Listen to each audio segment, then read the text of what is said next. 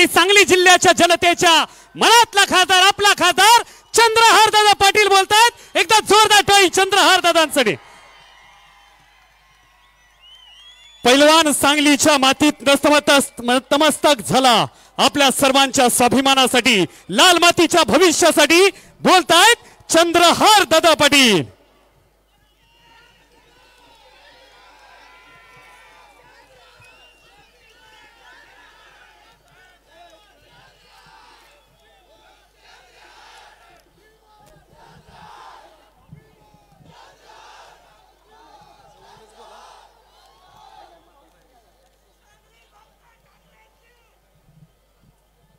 शिवसेना प्रमुख वंदनीय बाळासाहेब ठाकरे साहेबांना यांच्या पवित्र स्मृतीस अभिवादन करतो। आजच्या मिरज शहरामध्ये संपन्न होत असणाऱ्या भव्य दिव्य अशा जनसंवाद यात्रेच्या निमित्तानं व्यासपीठावर उपस्थित असणारे शिवसेना पक्षप्रमुख आदरणीय उद्धवजी ठाकरे साहेब, माझे मार्गदर्शक आदरणीय संजयजी राऊत साहेब, व्यासपीठावर उपस्थित असणारे आमदार वैभव नाईक साहेब, आपले संपर्क प्रमुख नितीनजी बानुगडे साहेब, तसेच कुस्ती क्षेत्रातून मला पाठिंबा देण्यासाठी जवळजवळ साहेब 25 महाराष्ट्र केसरी आणि 11 हिंद केसरी उपस्थित आहेत आणि त्यांनी मला जाहीर पाठिंबा दिलेला आहे। कुस्ती क्षेत्रातले माझे दुसरे मार्गदर्शक आदरणीय मंगलदास आप्पा बांदल, पुण्यावरून खास उपस्थित असणारे इथं कुलदीप तात्या कोंडे असतील, हिंद केसरी संतोष वेताळाबा, कुस्ती सम्राट पैलवान असलम काजी, महाराष्ट्र केसरी सिकंदर शेख, बाला रफीक, सईद चाऊस, तसेच उपस्थित असणारे सर्व महाराष्ट्रातील कुस्तीगीर, आपल्या सांगली जिल्हा प्रमुख आदरणीय विभूते बापू, अभिजित दादा व व्यासपीठावर उपस्थित असणारे सर्वच मान्यवर, आज खरोखर लोकसभेच्या निवडणुकीच्या निमित्तानं आज आपण इथं सर्वजण एकत्र जमलेलो आहोत। पश्चिम महाराष्ट्रातली शिवसेना पक्षाची जनसंवाद सभा व पश्चिम महाराष्ट्रातील महाविकास आघाडीची ही पहिली सभा आज संपन्न होत आहे। आज महाविकास आघाडीतील राष्ट्रवादी काँग्रेस पक्ष असेल, काँग्रेस असेल, सर्व पदाधिकारी आज व्यासपीठावर उपस्थित आहेत। कोणी गैरसमज करून घेऊ नये। व्यासपीठावर काँग्रेस पक्षाचे जवळ 4 ते 5 तालुका प्रमुख, राष्ट्रवादी काँग्रेस पक्षाचे सर्व पदाधिकारी आज व्यासपीठावर उपस्थित आहेत, समोर उपस्थित आहेत। सुरुवातीला मी सर्व महाविकास आघाडीतील नेत्यांचे मी प्रथम स्वागत करतो, आभार मानतो इथं उपस्थिती दाखवल्याबद्दल। आज साहेब मला काही गोष्टी तर जाणीवपूर्वक सांगायच्या आहेत। लोकसभेची उमेदवारी देत असताना प्रत्येक पक्षामध्ये विचार केला जातो, ह्याच्या पाठीमागं ह्याचे वडील आमदार होते का, खासदार होते का, ह्याची पार्श्वभूमी काय, घरात पाठीमागं कोण, कुठली संस्था, शिक्षण संस्था, साखर संस्था पाठीमागं आहे का। परंतु साहेब तुम्ही मात्र माझी कुठलीही चौकशी न करता फक्त सामाजिक क्षेत्राचा आढावा माझा घेऊन एका शेतकऱ्याच्या मुलाला लोकसभेच्या उमेदवारीची जी शब्द तुम्ही जो दिला तो खरोखर महाराष्ट्रातील तमाम शेतकऱ्यांच्या मुलाचा तुम्ही सन्मान केलेला आहे असं मला वाटतंय। तसे साहेब आजपर्यंत पैलवान म्हणलं की राजकारण म्हणलं की पैलवान ही नुसतीच व्याख्या होती, पण आजपर्यंत असं होत आलंय की सर्व राजकारणी लोक पैलवानांचा उपयोग करून घ्यायचे।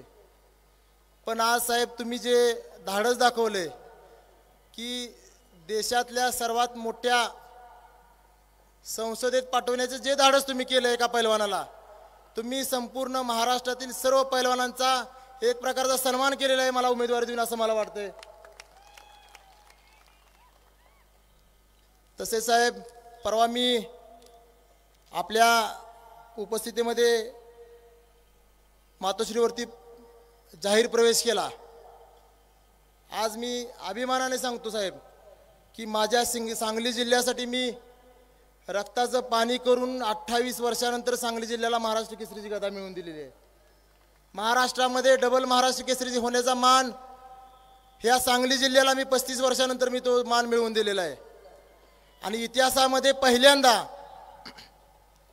कुस्तीगीर परिषदेच्या स्थापनेनंतर 60 वर्षात तिसऱ्यांदा महाराष्ट्र केसरी खेळणारा हा सांगली जिल्ह्याचा एकमेव पैलवान म्हणजे मी स्वतः चंद्रहार पाटील.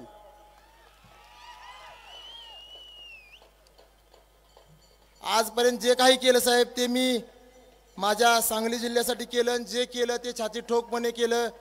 कुठलीही गोष्ट अशी केली नाही की सांगली जिल्ह्याचे मान शर्मेनं खाली जाईल. कारण आज महाराष्ट्र केसरी कुस्ती स्पर्धा असतील किंवा सामाजिक क्षेत्रामध्ये असेल, शेतकऱ्यांचा अतिशय जिव्हाळ्याचा विषय असणारा बैलगाडी शर्यत असतील, त्या बैलगाडी क्षेत्राला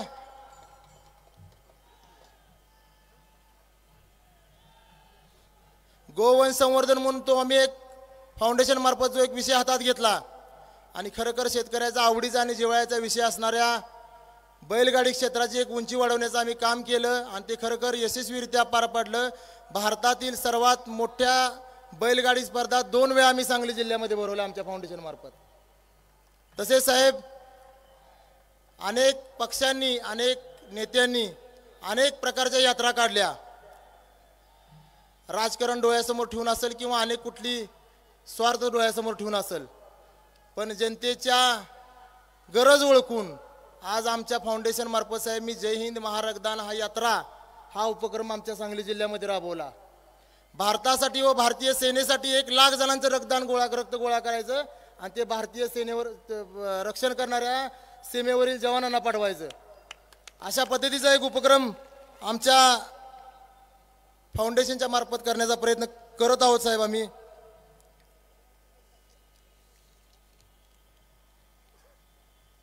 त्यानंतर रावसाहेब, मला ज्या लाल मातीनं ही ओळख निर्माण करून दिली, आज मी तुमच्यासमोर ह्या लाल मातीच्या आशीर्वादामुळे उभा आहे. एकदा नाही तर 2 वेळा महाराष्ट्र केसरीची गदा ह्या सांगली जिल्ह्याला मिळवण्यात मला ज्या लाल मातीमुळे यश मिळालं, त्या लाल मातीच्या कुठंतरी ऋणातनं मुक्त होण्यासाठी किंवा त्याची काहीतरी सेवा करता यावी म्हणून भारतातील सर्वात मोठी तालीम मी आज माझ्या गावी विटा इथे सांगली जिल्ह्यामध्ये उभा करतोय की पंजाब, दिल्ली, हरियाणामध्ये ज्यावेळेस कुस्तीचा विषय निघेल आणि कुस्तीविषयी काही माहिती पाहिजे असेल तर त्या व्यक्तीला सांगली जिल्ह्यातच यावं लागेल. अशा पद्धतीचं तालमीचं काम मी माझ्या गावी विटा इथे चालू केले साहेब. असे अनेक उपक्रम साहेब सामाजिक क्षेत्रामध्ये मी साहेब गेली 2 वर्ष झालं सातत्यानं करतोय. लोकसभेच्या निवडणुकीच्या निमित्तानं आपण इथं सर्वजण एकत्र जमलेलो आहोत. खरं तर जिल्ह्याच्या आता न झालेल्या विकास कामाबद्दल भरपूर बोलता येईल. आता मगाशी सांगितलं सरांनी, एअरपोर्टचा विषय असेल, ड्रायपोर्ट असेल, लॉजिस्टिक पार्क असेल, तरुणांच्या रोजगार निर्मितीसाठी MIDCचा विषय असेल, असे अनेक प्रश्न जिल्ह्याचे प्रलंबित आहेत जे केंद्र स्तरावरनं व्हायला पाहिजे होते पण ते आजपर्यंत झालेले नाहीत. आणि खरोखर लहान मुलांपासून वृद्धांपर्यंत जी विकास कामं करता येतील त्यावेळी साहेब मी करण्यास बांधील आहे. हा मी आज तुमच्या समक्ष सर्व जनतेला शब्द देतो.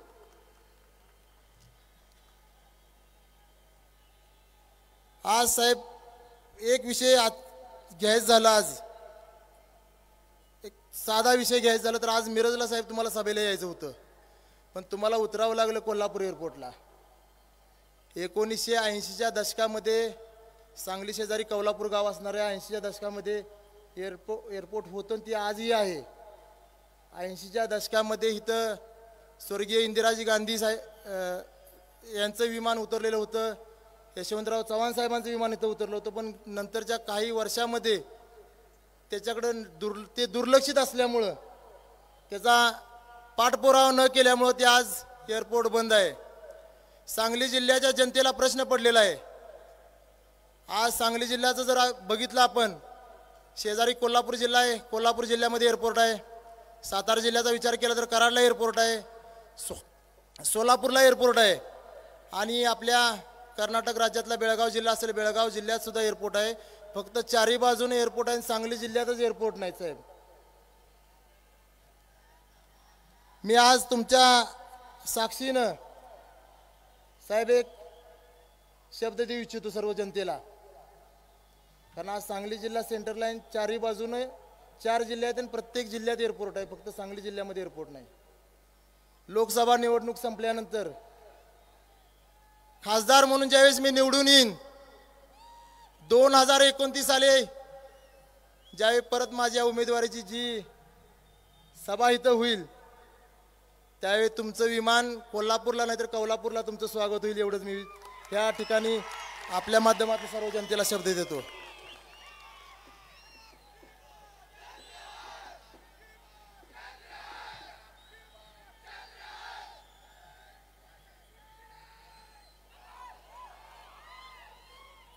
साहेब, परवा 11 तारखेला मी आदरणीय आपल्या उराव साहेबांच्या उपस्थितीत प्रवेश केला मातोश्रीवर 11 तारखेला. पण आतापर्यंतची वाटचाल अशी होती साहेब की कोण पाठीमागं नेता नाही, पक्ष नाही, कुठली संस्था नाही, पण गेली 2 वर्ष झालं जनतेत मिसळणं, जनतेचं काम करणं, सामाजिक क्षेत्रात जी जी कामं करता येतील ती काम करत होतो. परवा 11 तारखेला प्रवेश केल्यानंतर माघारी आल्यानंतर अनेक फोन आले, अनेक पक्षाचे नेते, विरोधी पक्षाचे नेते सुद्धा येऊन भेटले की कसं काय धाडस केलंस, कोण आहे, म्हणजे कुणी सांगितलं, आणि तू कसं काय तिथं जाऊन एवढं मोठं धाडस केलं की एवढ्या मोठ्या 500 गाड्या 4 व्हीलर जाऊन तू प्रवेश केला, पण पुढचं काय, उद्या तिकीट नाही दिलं तर काय.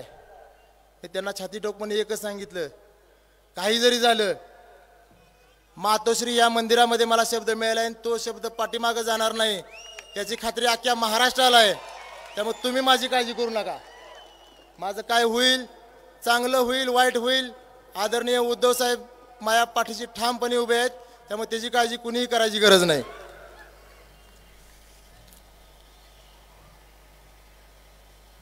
आज या व्यासपीठाच्या माध्यमातून साहेब, मी परवाच आपल्याला म्हटलं, कुस्ती क्षेत्रात काम करत असल्यामुळं बोलण्याची जास्त सवय नाही, कारण कुस्ती खेळत असताना प्रतिस्पर्ध्यावर बोलावं लागत नाही, तिथं डाव मारून त्याला चितपटच करावं लागतंय.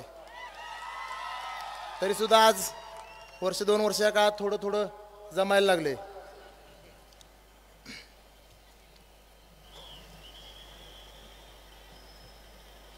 आज या व्यासपीठाच्या माध्यमातून मी सर्व मला विरोधक मानणाऱ्या सर्व सन्माननीय नेत्यांना सांगेन, उद्याच्या लोकसभेच्या निवडणुकीच्या मैदानात मी 100% आहे. फक्त काही गोष्टी आहेत त्या आपण सन्मानपूर्वक करू. शेवटी मला आता विरोधकांना एकच सांगायचंय, अब होश में रहो नादानो, हम प्यार से समझाते हैं, जब जिद पर आ जाते हैं हम, फिर अपनी भी नहीं सुनते हम. अंजाम जो भी हो उसका खुद को रोक नहीं पाते हम. ध्वज लेके हाथों में हम मैदान में जब उतर जाते हैं, और जिस मैदान में हम जाते हैं जीत कर ही वापस आते हैं. साहेब, तुम्ही माझ्यासाठी इथपर्यंत आलात, एवढी मोठ्या सभेला आपण उपस्थित दाखवलीत, त्याबद्दल मी तमाम सांगली जिल्ह्यातील जनतेच्या वतीनं आपले आभार मानतो आणि थांबतो. जय हिंद, जय महाराष्ट्र. धन्यवाद सन्माननीय चंद्रहार दादा, आपण या ठिकाणी बोलला आणि जनतेला संबोधित केलं. यानंतर मित्रांनो, शिवसेनेची महाराष्ट्राची मुलूक मैदान इथं बोलायला लागलं की खटक्या बोट जाग्या पलटी. सन्माननीय